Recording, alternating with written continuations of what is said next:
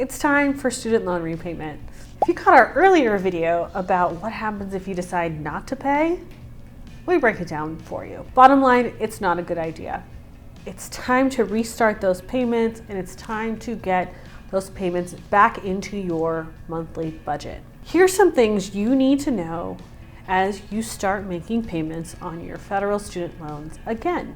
You want to make sure you know who your federal student loan servicer is. Even if you were in repayment before, your federal student loan servicer could have changed. Some of them are actually no longer federal student loan servicers.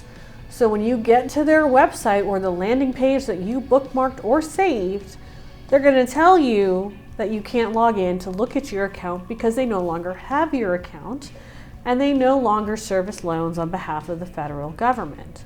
If you did not receive correspondence, say you had an email address you don't use anymore, or you moved and you didn't get any mail or anything like that, you do need to take the time to figure out who your student loan servicer is.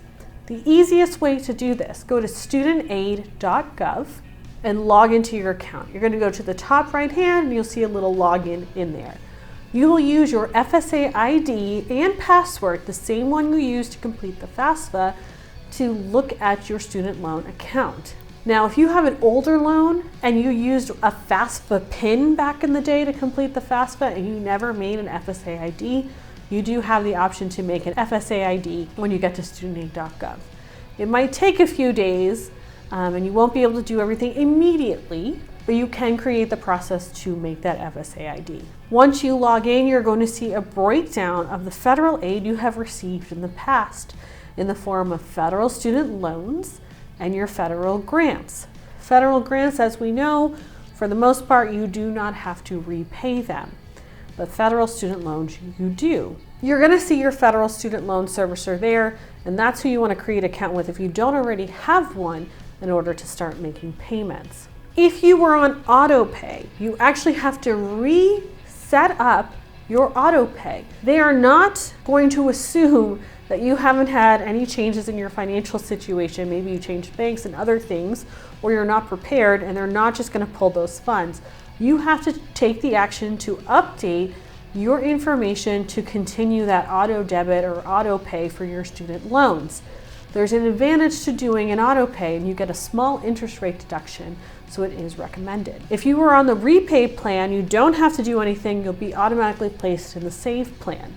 If you'd like to enter an income-driven repayment plan like the SAVE plan, you do have to apply. Those before who are under a REPAYE plan will automatically be switched to a SAVE plan, and no changes will need to be done in order for you to change your plan.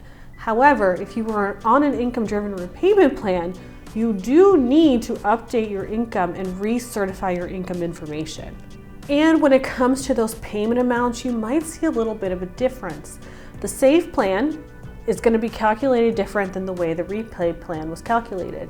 If you're on an income-driven repayment plan, another one, and you continue to repay under that plan, that's fine, but they're going to be updating your information based on the updated income information you would have needed to provide. There's going to be some wiggle room here. There's going to be an on-ramp period for 12 months from when payments start, essentially October 1st, 2023 to October 1st, 2024. That if you were to miss some payments, have partial payments, you're not going to have any sort of negative reporting done on you, and you will have a chance to keep up. However, this is not recommended. It's there as a protection to help you because they do assume and do expect several borrowers to have problems getting these payments back into their budgets, but do not be reliant on it. Make sure you get in the habit of paying your loans as you agreed. For those who are looking for things like public service loan forgiveness, or those who have had loans for 20 or 25 years, you might want to take a look into your account if you haven't done that in a while. What you may see are some adjustments made with this one-time income-driven repayment adjustment that might increase your qualifying payments to some sort of forgiveness. If you have been working towards public service loan forgiveness, you can submit an employer certification form, ECF form, even if you haven't made the full 120 payments, just to make sure your qualifying payments are being counted. This one-time income-driven repayment adjustment is going to be done automatically, and it may qualify additional payments that in the past may not have qualified towards forgiveness for income-driven repayment plans or public service loan forgiveness, and it might add this up. Now, this was an initiative done by President Biden. One of the reasons they did this is because they did notice that the servicing records weren't clear of what should have been counted as a qualifying payment towards an income-driven repayment plan forgiveness option. If your loans are truly 20 or 25 years old, you might even have seen an automatic forgiveness and you might see your balance decrease. These have been happening and borrowers have been contacting us confused why their balance may have been cut in half or cut entirely because they hadn't made any payments. They are continuing to make some of these adjustments. If your loan is part of the Federal Family Education Loan Program, that FFEL loan under the federal program, you have the option to consolidate into the direct loan program in order to qualify.